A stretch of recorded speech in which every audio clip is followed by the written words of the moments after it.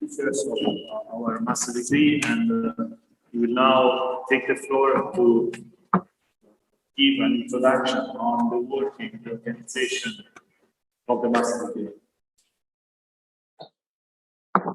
Okay, so good morning again to everybody.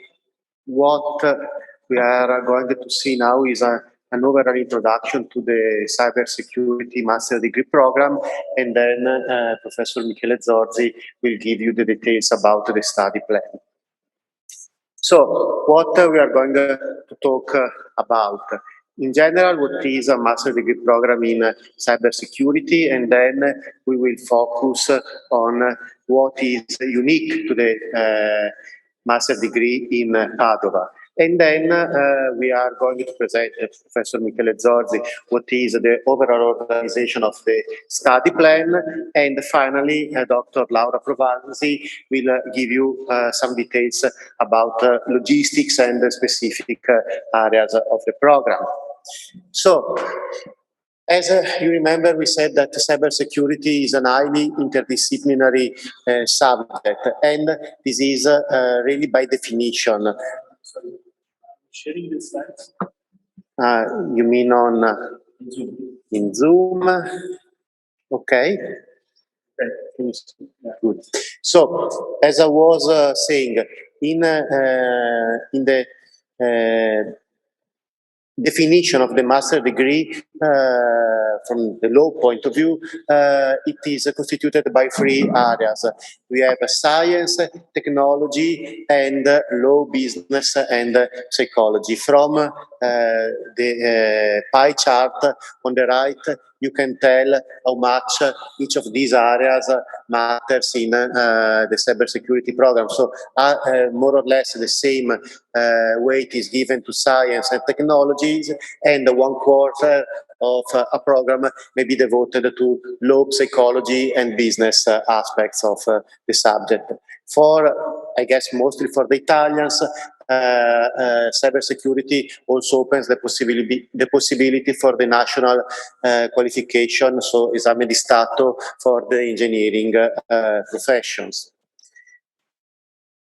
So, how is implemented cybersecurity in Italy usually? So typically it is some sort of curriculum within another master degree, and we are talking about either a master degree in computer science, or a master degree in computer engineering, or a master degree in telecommunications engineering.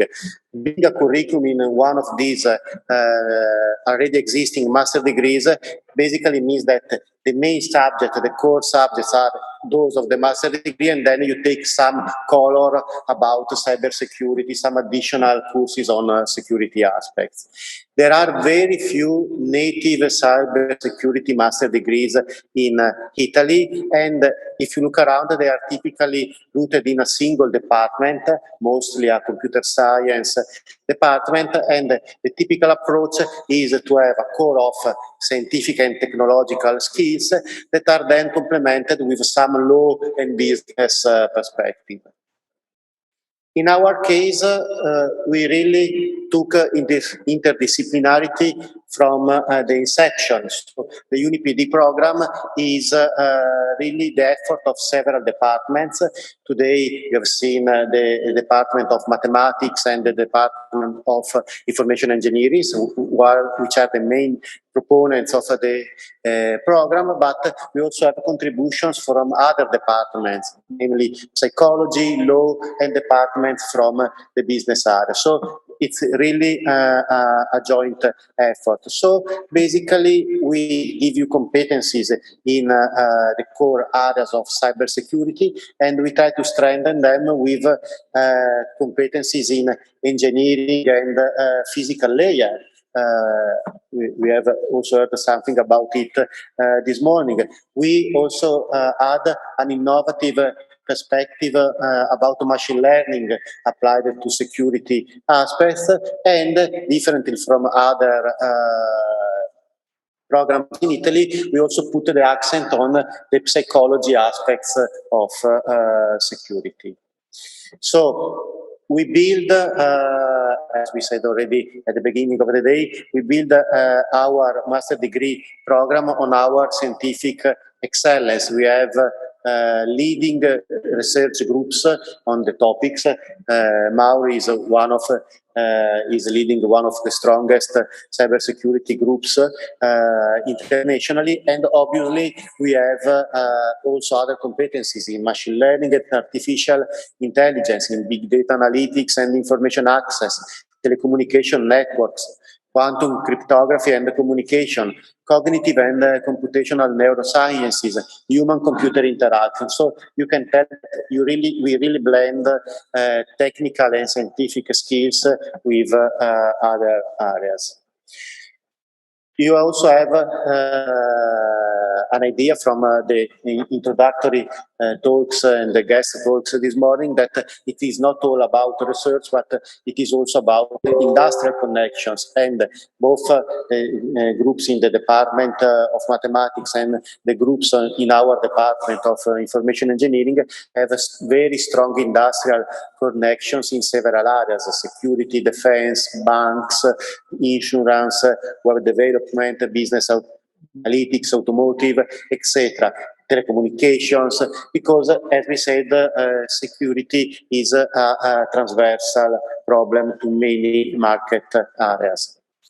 So this is to give you an overall picture of how cybersecurity is placed. Now I would leave the floor to Professor Michele Zorzi for details on the study plan.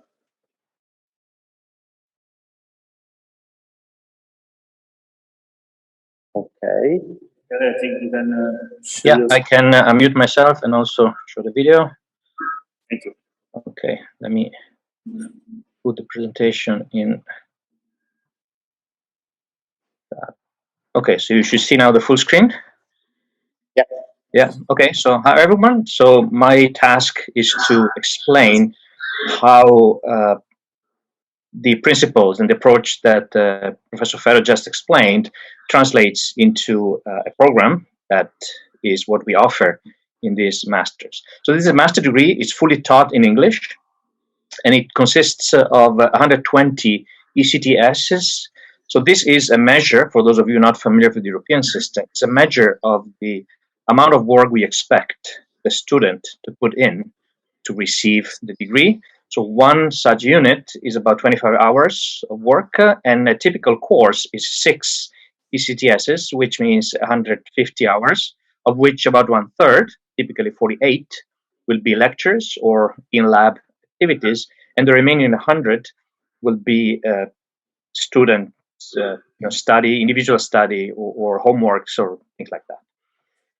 Now, of these 120 ECTSs, 60, so half of them, are for mandatory courses. So every student will have to take them, and these are divided into base courses on core security topics, supporting methods and tools, and some advanced topics. So these will represent a core of topics and expertise that all students will receive, because all students have to take these courses.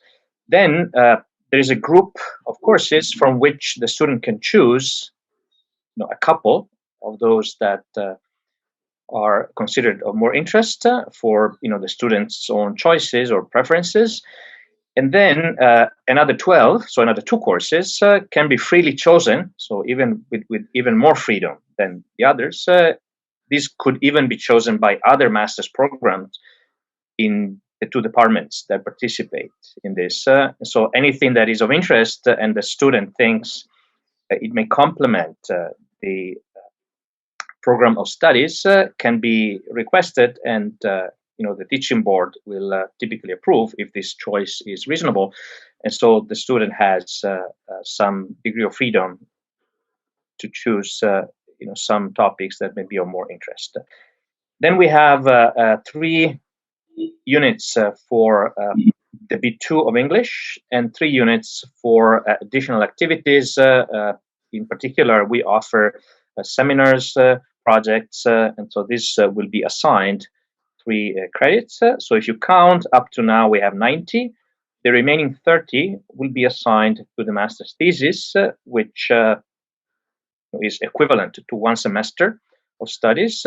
It can be done at the university under the supervision of a professor and working in some research group, or it could be done in a company through the internship. So there still will be the supervision of a professor from the university, but clearly most of the work will be done in the company and with the company. Now, the way the list of exams is organized follows the principles I just explained. So there are essentially 3 big groups of courses: foundational, oriented to security topics, some others that are fundamental methodologies. So they're not specific to security necessarily, but they are helpful in applying mathematical and conceptual tools to security problems. And then we have more advanced and specialized courses, which typically will come a bit later in the program. And finally, we have cross-cutting courses. So Professor Ferro was mentioning that this is very interdisciplinary. We have economics, law, psychology that come in. And so one choice will be to offer one of these courses in one of these areas. So the foundational security-oriented courses in the mandatory list are given here. So we have a double course of cybersecurity and cryptography. So Michele, that counts for, yes? It's a bit cut the bottom of the slides. I don't know why this is the case, because I can see them well, all of them. Let's see. Maybe I'll just do this. So maybe, is the problem solved like this? Okay, can you see?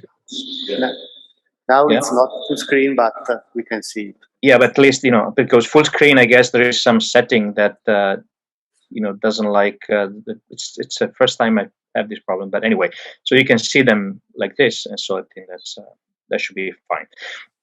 So I was saying that, this is the list of the mandatory courses. So these first are on core security topics.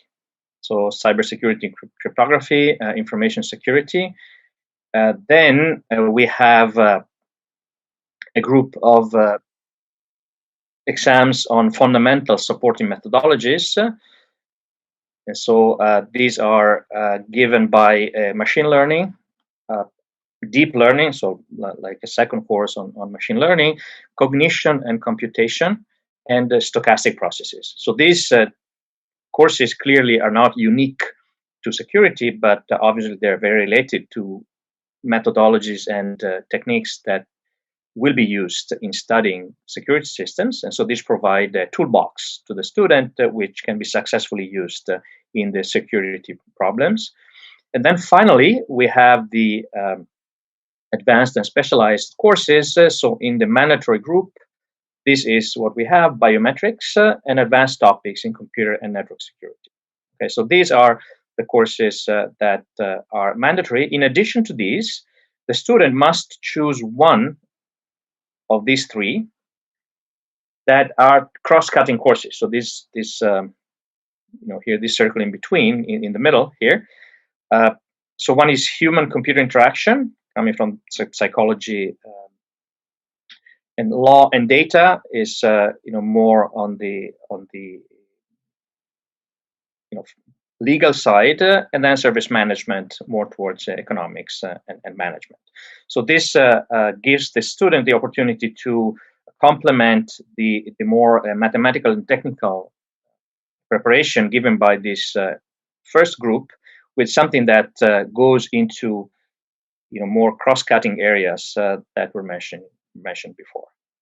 Now the same, so this is for the mandatory courses, which are half the program. Now for the elective courses, what we have is essentially a similar approach. So we have courses that belong to this set, more foundational in security, others that are more foundational in mathematical and conceptual tools, and others that are more specific or specialized. And so this is what is shown here. So this is the list of courses from which the student has to select at least two. Now, so the orange ones up here are those more related to security specific issues. The brown ones in the middle are more like mathematical and conceptual tools for security applications. And the last group in red is more advanced techniques going into maybe some application areas like Internet of Things or big data or things like that. Now, in addition to this, the student will take 10 courses from the previous list, 2 from this, and then another 2 from either this same list or, as I said before, from any other master's program which is related to this. As long as the choice is reasonable, then the student has full freedom to pick those courses. And so, all in all, what we have is that we tried to provide a core of courses that gives the student a good mix of different topics that cover computer science, but also engineering in the information and communication technology area.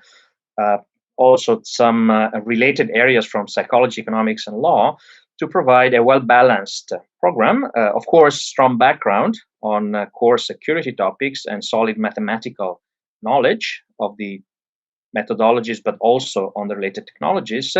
And then, an all-around understanding of cross-disciplinary implications of security aspects, because we think that it's not enough to know well security techniques, but also we need to put things in context. And so, as well explained by the keynotes given earlier today, have a view of where these techniques and how these techniques can be applied to real-world problems and to complex systems. So with that, I'll give the floor to Laura Provasi for more details about the logistics and of how the program works.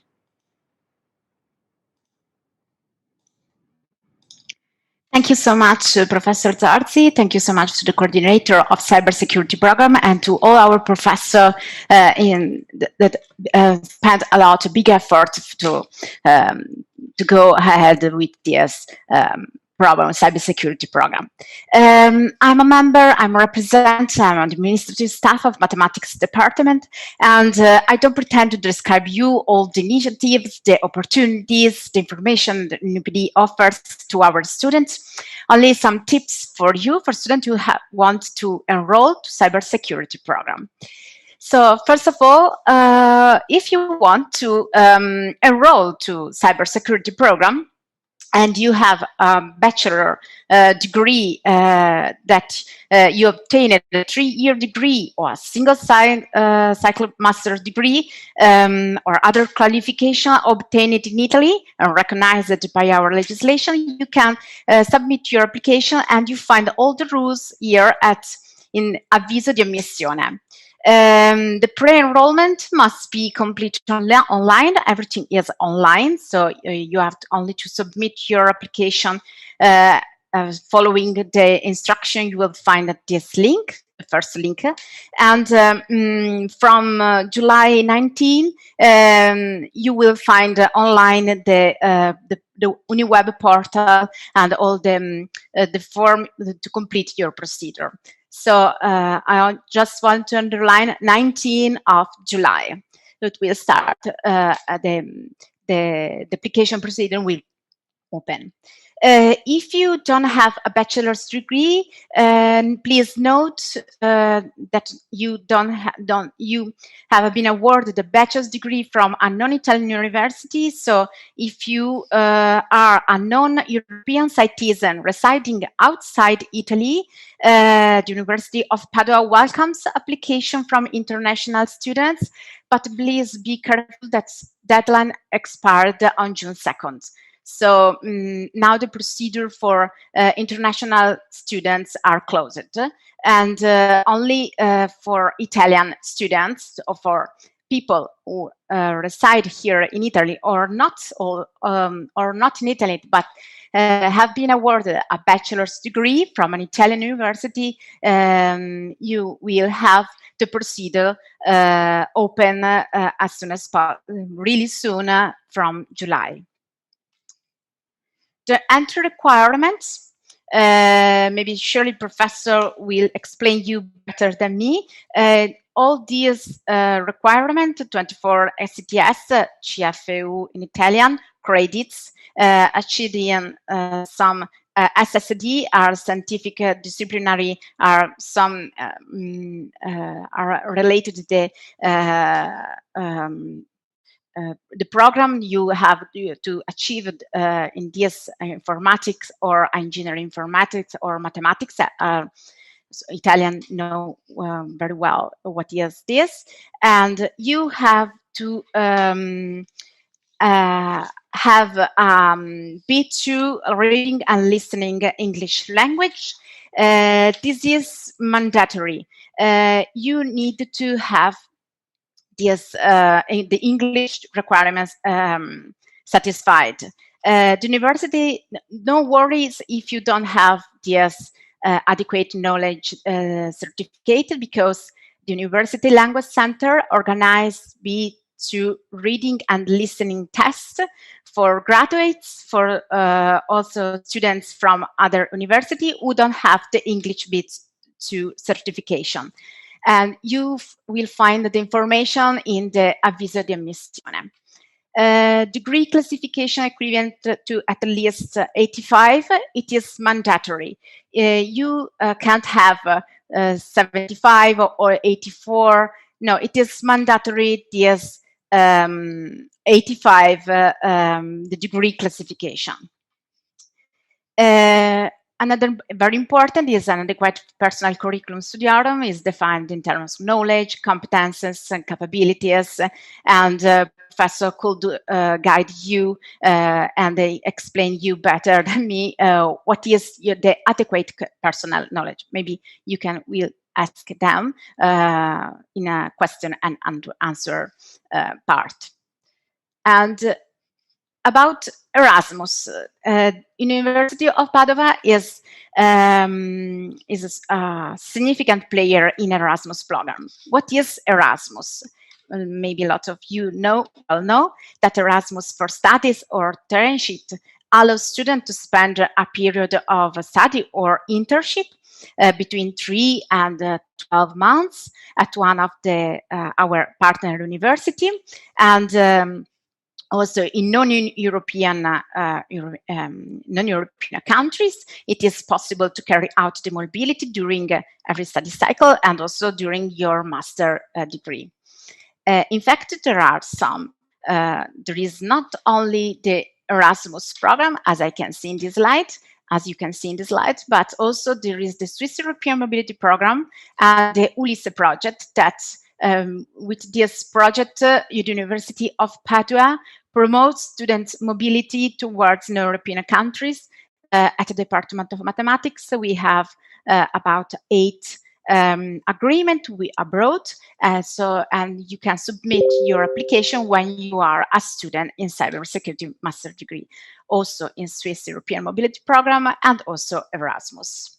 UK is not a part of Erasmus program, and you will have, but you can participate, take part to the mobility program for United Kingdom.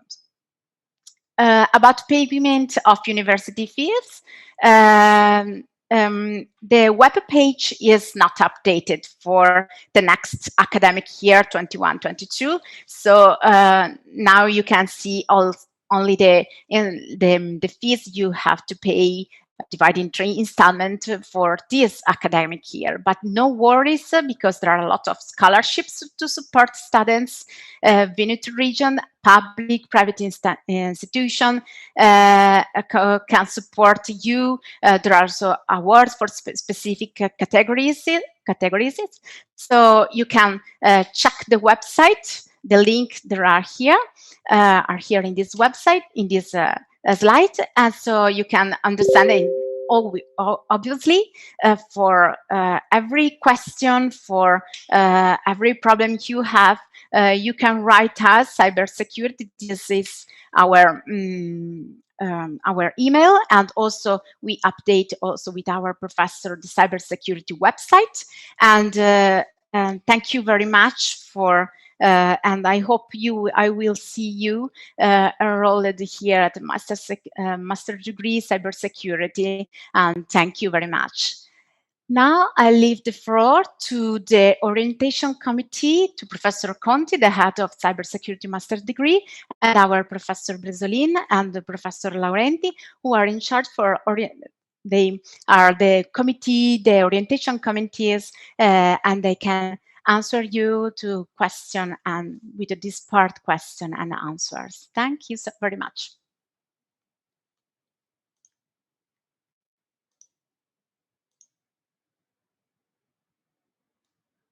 Okay.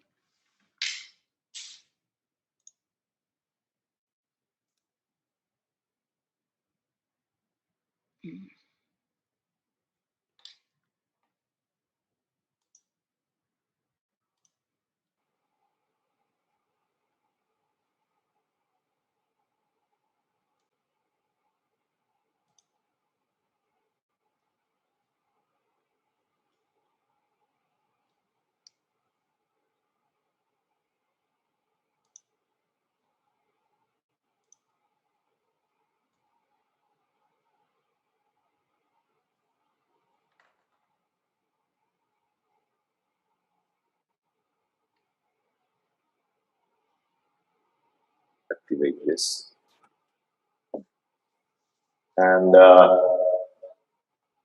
welcome Professor Bresolin, so that together we will try to answer your questions. You can submit questions either by raising your hand here in the room, or raising your hand virtually with through the Zoom feature, or by writing that in the chat.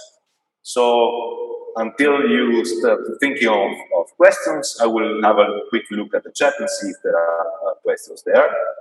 No, this is just all technical.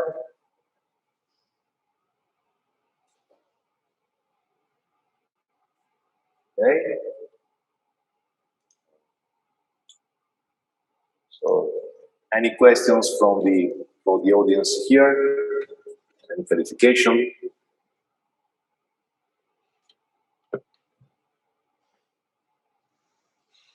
It's clear. No questions. Yeah.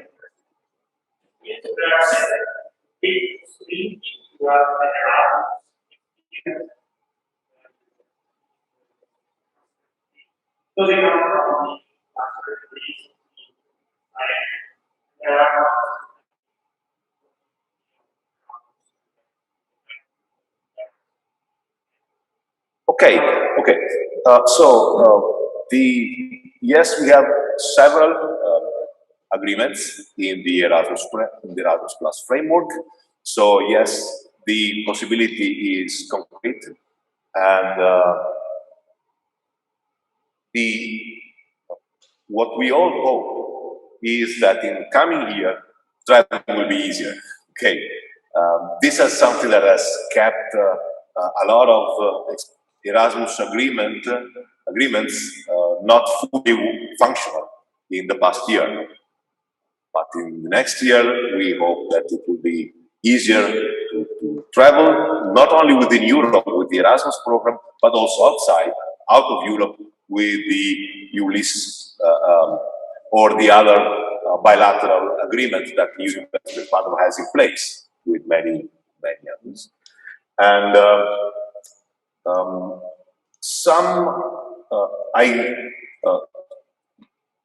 the two departments have and belong to two different schools. The Department of Math is in the School of Science, and the Department of Information Engineering in the School of Engineering. So the students that enroll in cybersecurity belong to the School of Science, and they have access to the Erasmus Exchange bilateral agreement for the School of Science. But many of the agreements for the School of Engineering have an additional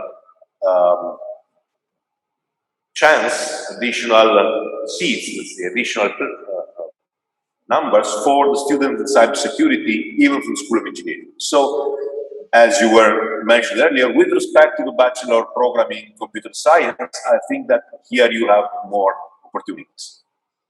I don't know if Professor Bresolin has something, or Ms. Provasi has something to add to this.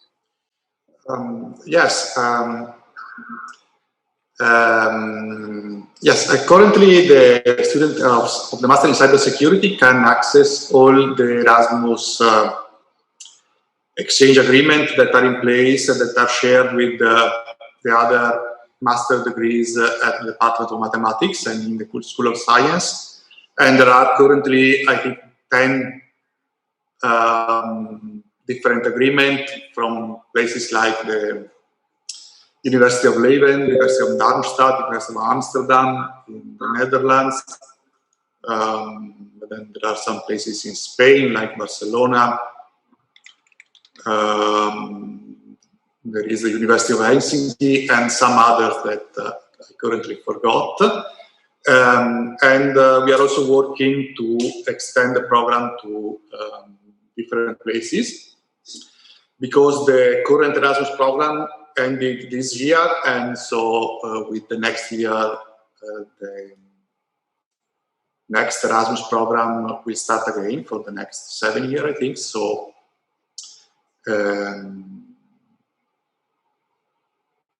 we are taking this opportunity to add new places where the students can go, and we are also working to see if we can find a way to share the places with the Department of Information Engineering and the School of Engineering, so that we can have even more places. There is also, I can add only one thing. There is also this band Ulisse, the call called Ulisse.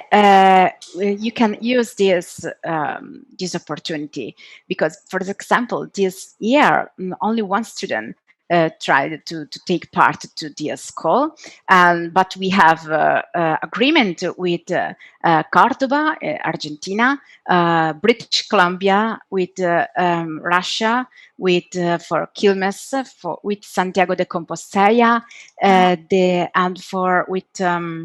for example, the Southern Federal State University, Russia.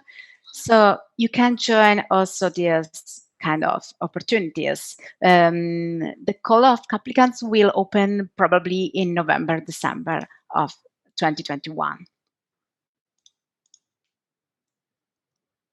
To go abroad in the second in 22-23. Thank you, Laura. So there is a question on the Q&A tab here, and the question is: are there any possibilities to do a PhD after the degree? And I will take the answer to this. And clearly, University of Padua is a research university and has a strong research. The program is strongly research oriented. And even though we understand that the majority of our students will go for a professional experience as scientists, as engineers, as security professionals, we also, with our program also allows for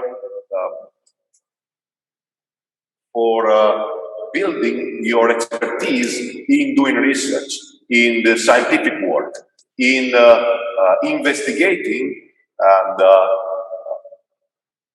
analytically, theoretically, and experimentally new solutions, not just make you acquainted with the current state of the art. So yes, I think that if you are looking for a PhD, this is a good program to choose. If you're looking to follow up with a PhD. As a matter of fact, we have PhD schools in each of the 2 departments, and also there's a PhD course on human and computer interaction that is also in our university, and typically the students from our courses have access to these schools. So yes, definitely, and also one more point that I should add is that you don't even need to do your PhD in Padova. Luckily, we try to give you enough knowledge and expertise and enough scientific curiosity to even pursue a PhD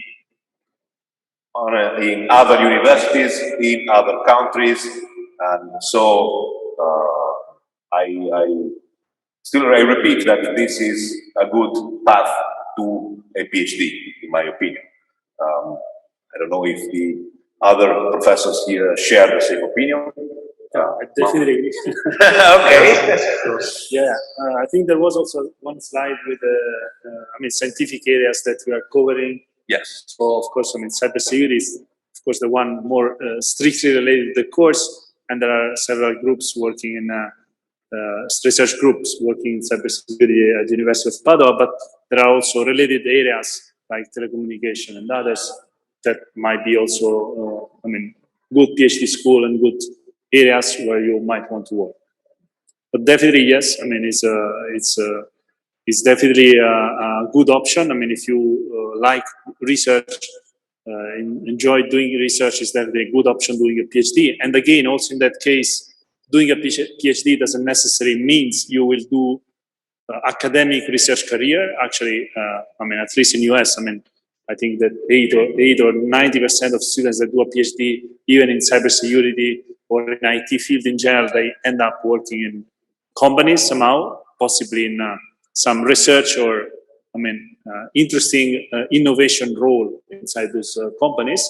But again, doing a PhD nowadays is something, it's not like, ivory tower doing research and not having any contact with companies. Actually, you saw some of the speakers. We have contact and collaboration with most of the main companies, even smaller companies. They are, of course, very interested in both the research results and the innovation. Of course, we are living in the era where everything is dramatically changing every day, kind of, and there are threats and innovations and security everywhere. Yeah, definitely.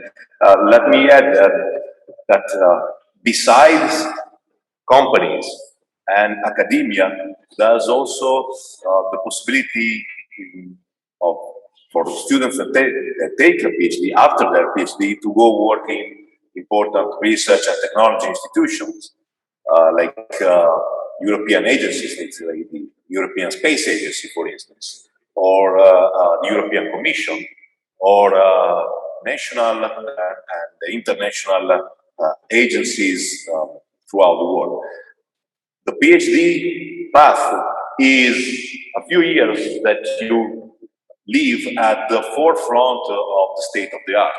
So definitely a PhD graduate is a very valuable resource, not just for academia, even for, let's say, other institutions. Okay, yes, we have a question. We have a question from the audience? From YouTube. Oh, from okay. So this one. Okay. Would apply to Erasmus affect the report of the activities of internship, in your opinion? Okay. This is okay. So maybe I repeat. I don't know if it will start. Okay.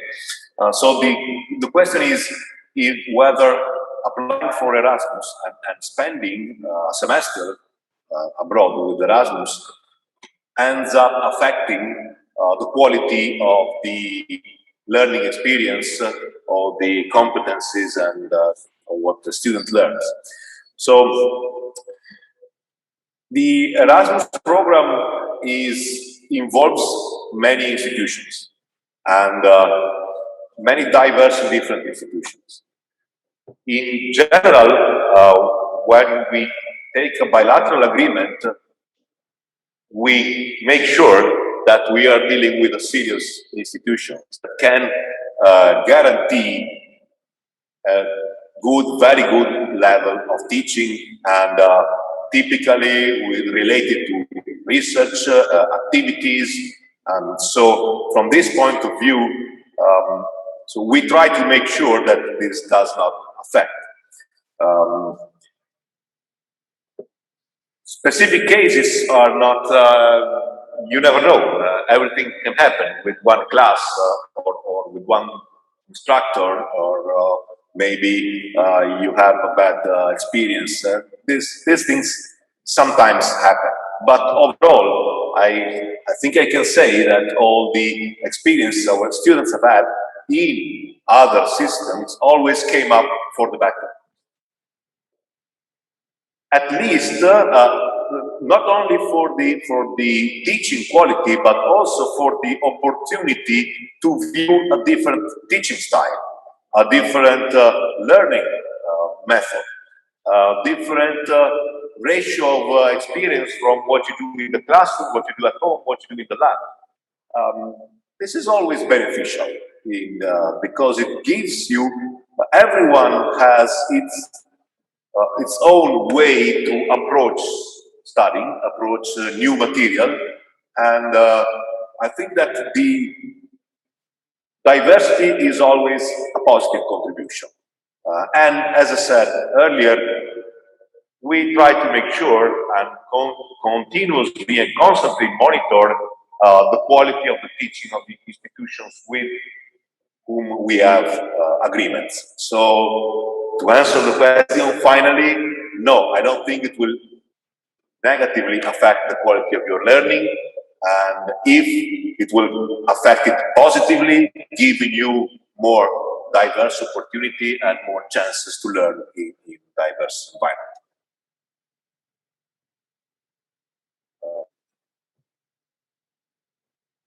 If Professor Bresolin, if you want to add based on your experience with yes, I agree that period abroad is, I think, in 99.9% of the cases, an improvement on the experience of the students. In particular,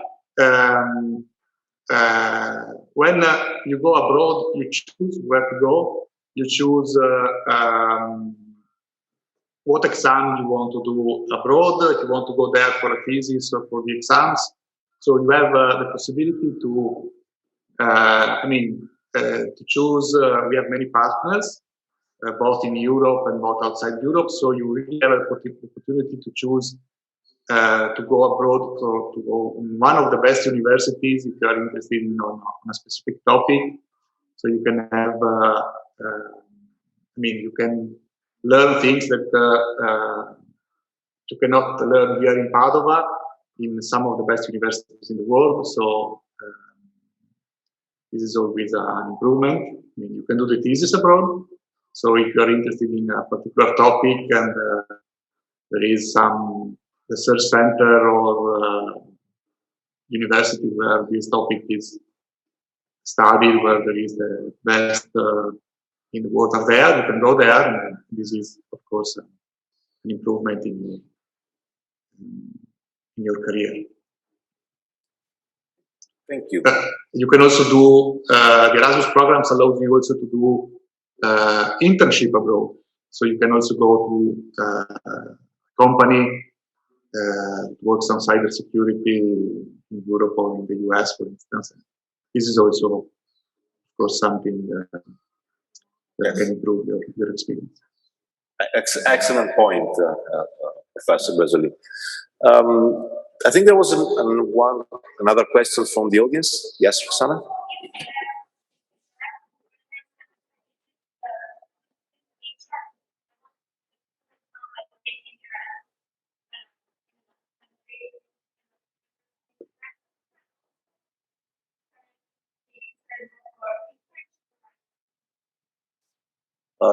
So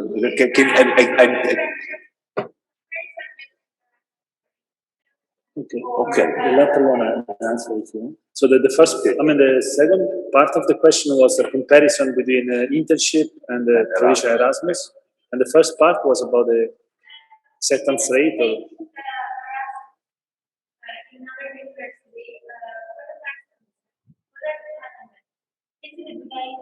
for last semester, doing yeah, okay. Okay.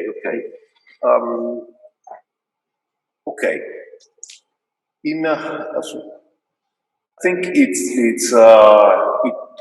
is in general a good idea to exploit your last semester for this kind of diverse abroad experiences. So whether it is taking the Erasmus or an internship at a company, clearly the later you do this experience, so closer to your graduation, and you will be more experienced, you will have more, you will have already acquired more the basic knowledge that we do, for instance, in the first semester, first and second in the early semesters. And you will also have a more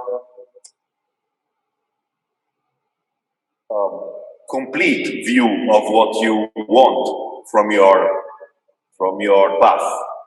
It would be easier for you to follow, to choose the kind of experience you want. And so in general, say the later the better, okay? Because you take a more mature and experienced view on the choices you have. So even, for instance, to do your thesis abroad.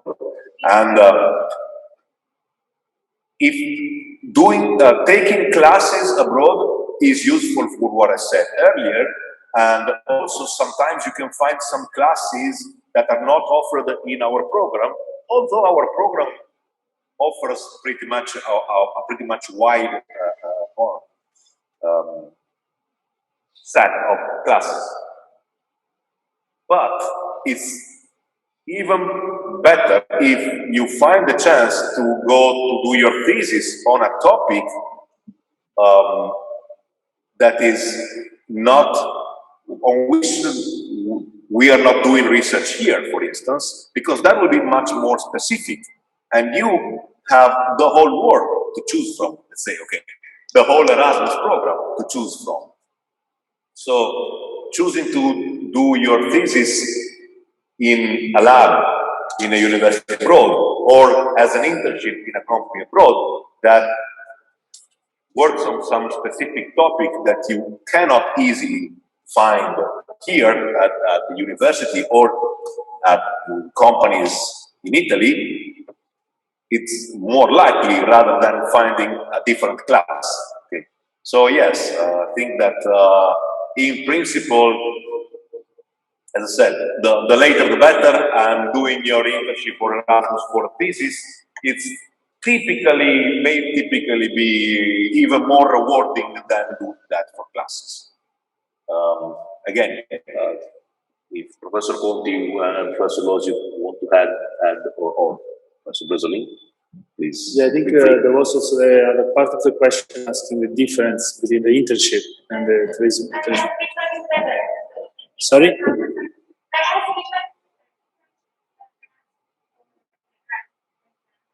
Yeah.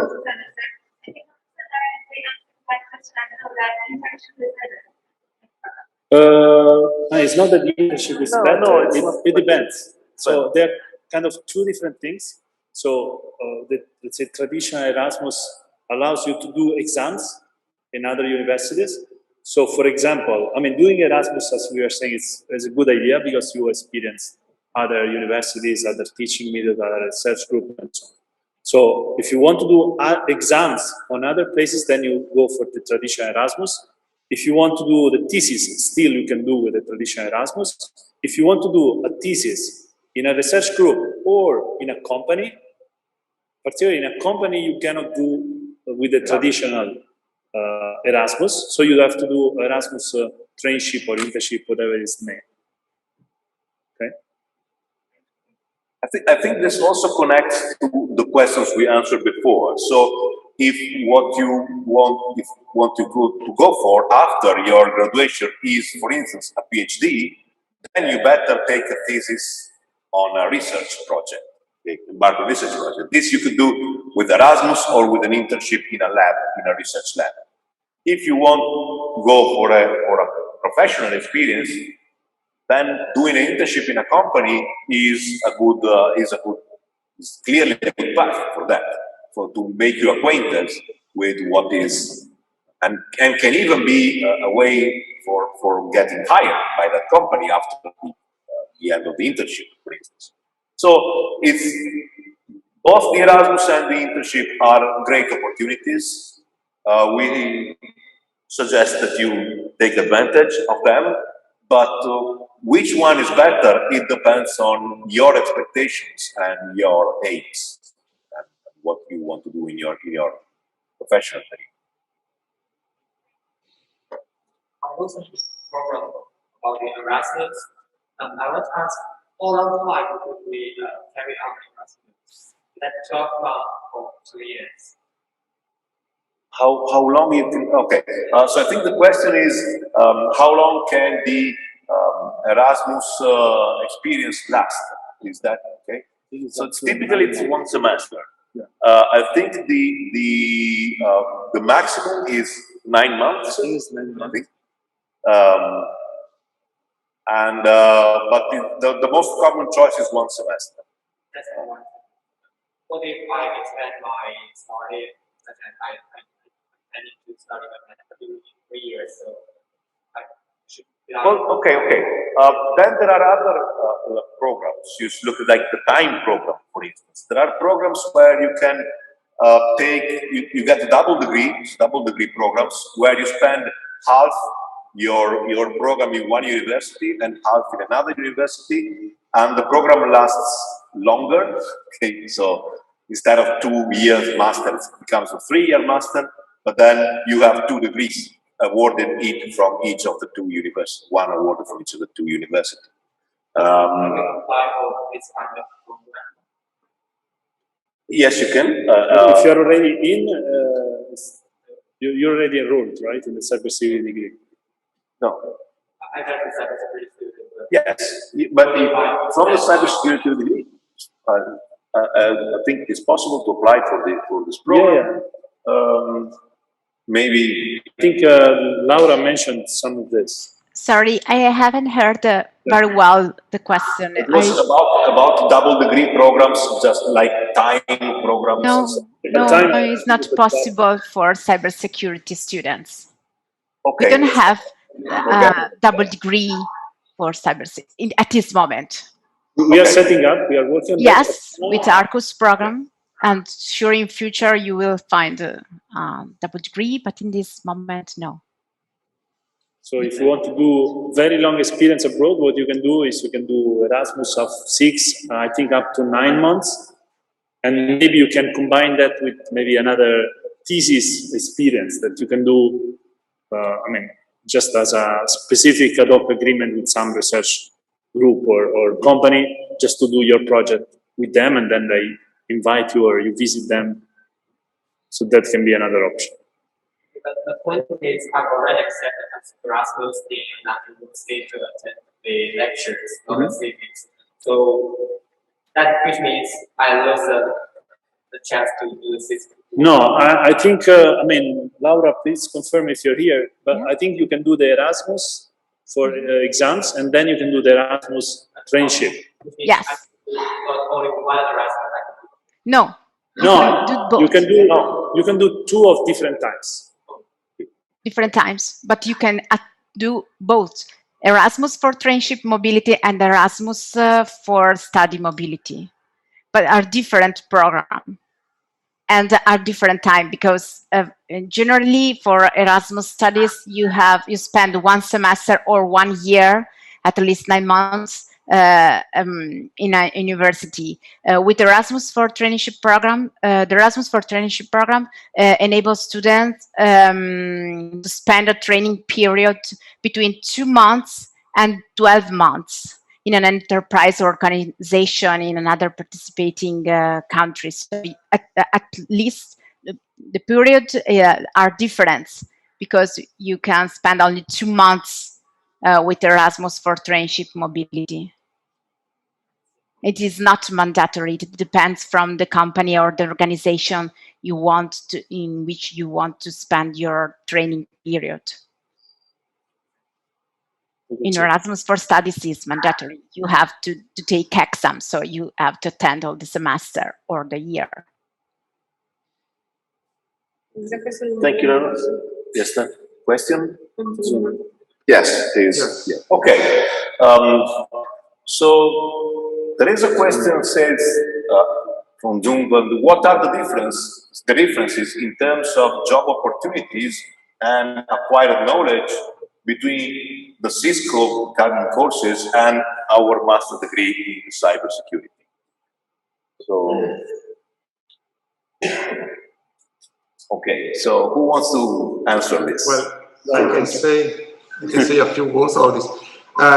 Well, the Cisco courses are mostly tailored to persons that are at a different stage of their education. So they are mostly intended for professionals that already work in, let's say, ICT or cybersecurity field, and what they want to learn some specific technologies or techniques that Cisco usually develops, or the other companies or institutions providing these courses are. While, of course, a master's degree in cybersecurity is intended for persons that are not yet a professional in ICT, but they do want to learn the fundamental knowledge, the basis, and the methodologies, and the let's say the general knowledge that you need if you want to become, for example, a professional in ICT. So this is, in my opinion, the main differences. You have a much broader level of knowledge if you take a master in cybersecurity, of course, and Cisco courses or other courses and certification given by company are excellent if you want to know a specific technology. So it's usually something that you do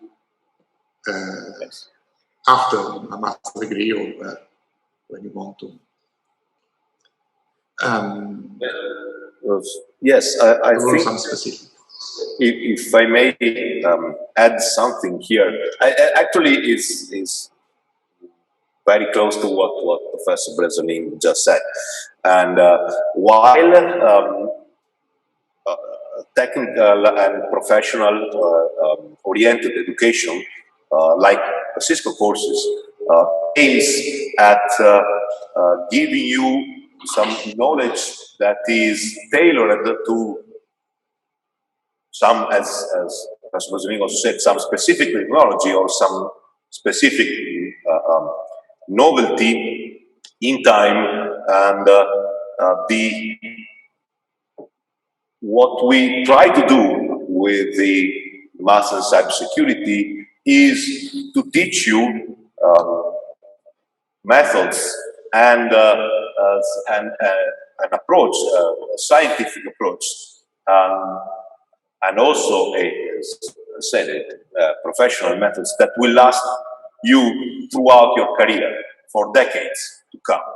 So we worry not to just update you on the latest technology. We try to give you a solid background that will allow you to learn new technologies every year once you're out in the professional field in your work. And so I think this is more the idea, not just with the cybersecurity program, but with a university master program always. We know that we try to have you learn or have you develop by yourself, as I said, methods and the ability to learn that will last throughout your professional career. And this is specifically true in this field, but what you have to learn changes, and you get new things to learn every year. Okay. So you want a solid background, solid foundations to build this upon in the next decades. There is one question from the people. Yes. Are internships intended only for companies or also for public organizations like police or government finance or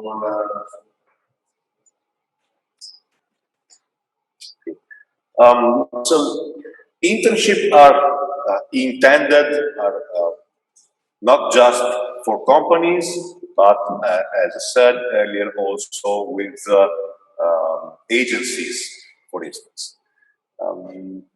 The workout and internship agreement with police or it's not easy. So currently, I don't think we have agreements for that. I mean, we have university agreements, but we don't have course agreements. Okay. So we don't have currently students or agreements to send students to the police forces.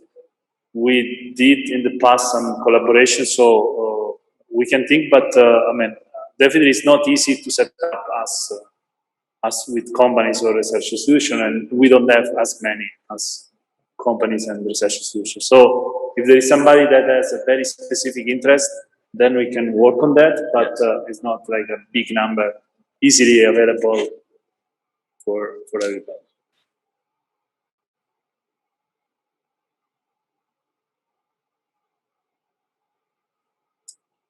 Do you have other questions? Okay, otherwise we can go back to our break and try the Kahoot quiz, which seems running now, maybe a bit slow, but if you bear with us, are a bit patient, we should be able to make it out. Okay, excellent. Okay, let's try again. And you already know how the process should work. This time you will have to provide your own nickname. So I hope that this random chosen name is fixed. Okay, players are coming, so since at least.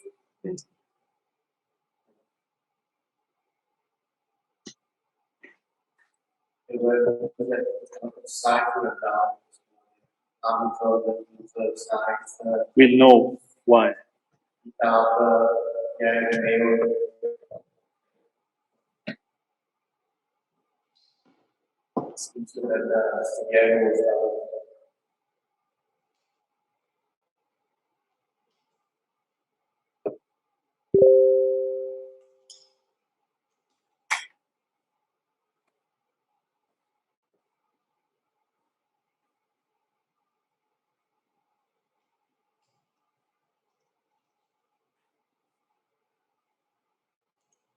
Let's wait for a couple of people more, and then we can start.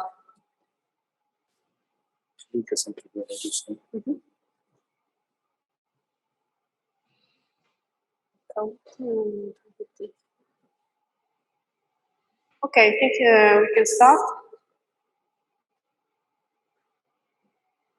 So you will see the question and 4 possible answers also on your device, and I will read each question with you.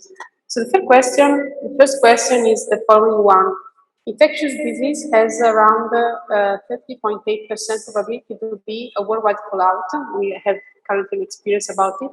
What is the probability associated to cyber attacks according to you?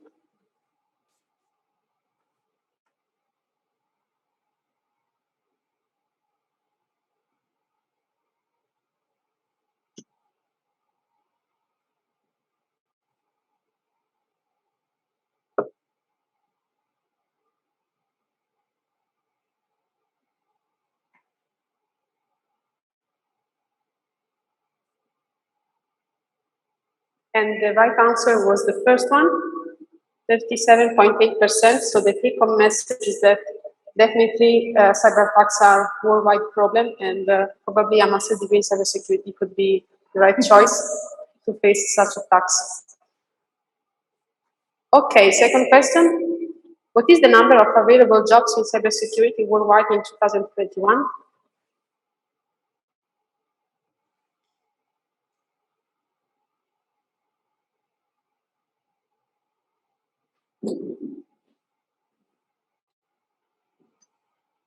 I hope that nobody is going to choose the option no jobs available, otherwise it would be worthless to be here today. Okay, good job. So, okay, the right answer was actually the highest number, the highest figure we have, so 4 million. Next question, what is the percentage of women working in cybersecurity in 2020? You have at least one in front of you, so it's not 0%, but how many worldwide?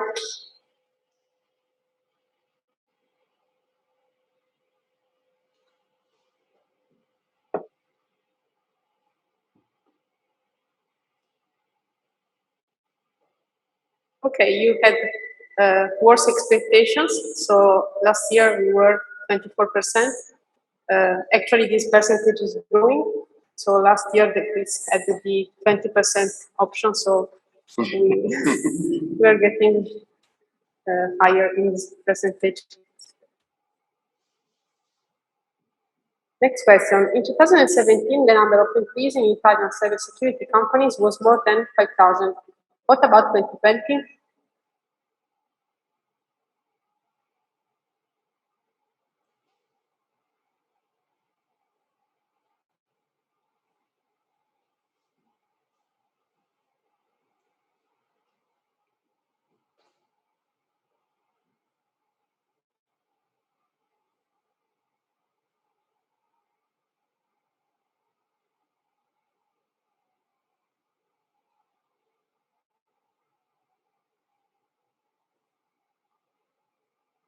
Equally distributed between the last two options, but the right answer was more than 20,000. So again, cybersecurity is not only an opportunity for the academic path, but also for the company and industry opportunities.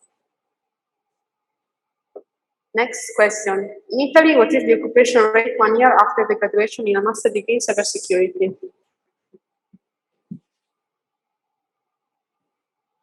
So all the percentages are pretty high, but there is one that is almost astonishing for me. So let's see what would be the right answer.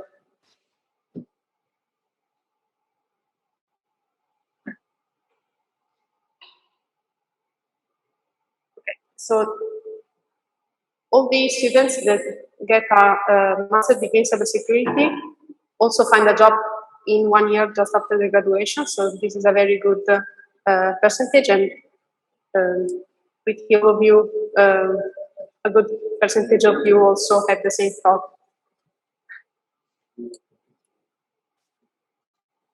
In Italy, how much do you expect to earn 3 years after graduation?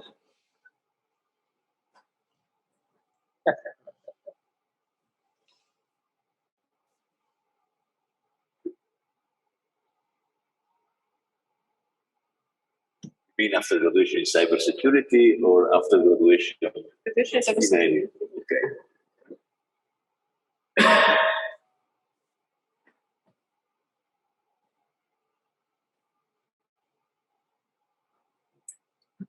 Okay, so most of you chose the right answer, which was more than 1,080 euros per month.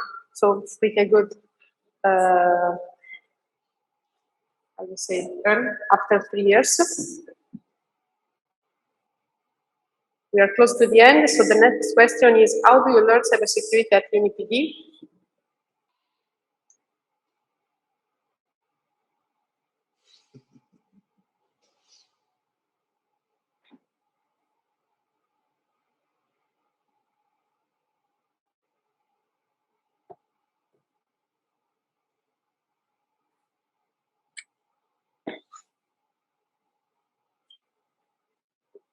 Okay, I don't know whether you answer choosing the last option because you already know what is a capture the flag competition, but the idea is that here at UniPD we try to combine both theoretical and methodological approach towards cybersecurity, but also a lot of hands-on activities among which these capture the flag competitions, which are cybersecurity challenges and games, most of the times played during the weekends.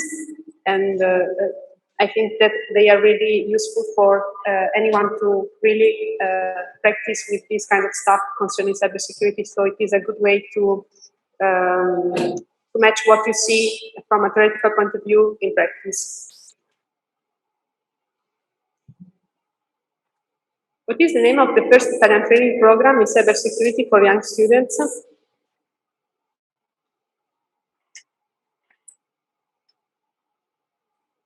Is a bit of advertisement.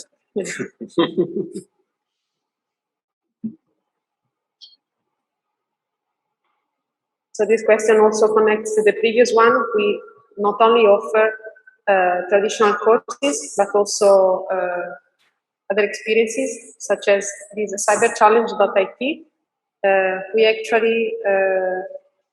We were actually participants in this event for 4 years, and we have a good story, let's say. I hope that you might also join this experience maybe next year, if you haven't already done it.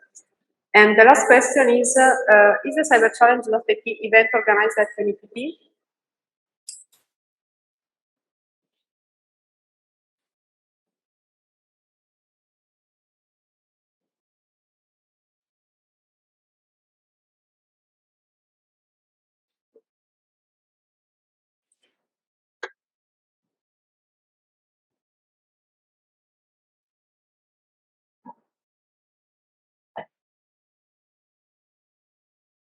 Yeah, okay. So, who knows? Yeah, good point. And yeah, so the answer is we are actually organizing the local team. So we are taking care of the training program, of the selection of the 20 people that can be part of this event, and organize the local competition. I guess there is one guy, okay, that was part of the event this year. So if you have a question also, you can run against him. And yeah, so every year we are organizing this event in the second semester, so between March and May. It is a very challenging competition and event, but I think very, very, very exciting and interesting from a security point of view. I think we are done, and now it is the time to see who won the quiz. Of course, everything is anonymous because you. Okay, Daring Dragon, whoever he is or she is, good point. And you are the winner of this week, this quiz. So well done. Also to the other two participants and to all the ones that got the chance to take part in this quick quiz. So thank you. We managed at the end. Thank you, Professor Losi. Thank you very much, Leonora, and it is thanks to all the colleagues that helped to manage this event and to answer the questions, to do the presentation. Of course, thanks to the rector of the university and the two departments which are behind this effort, Department of Mathematics and Information Engineering, and of course, big thanks to our guest speakers, even if I guess they're not here with us anymore on the Zoom, but Colonel Berrudi and Stefano Grassi, respectively from Guardia di Finanza and team. So thanks everybody, and thanks of course, most of you, last but not least, to all the students present in the room and online with us through the streaming in YouTube. Looking forward to see you in class very soon. I mean, seriously in class for this time. Thanks again. Bye. Thank you.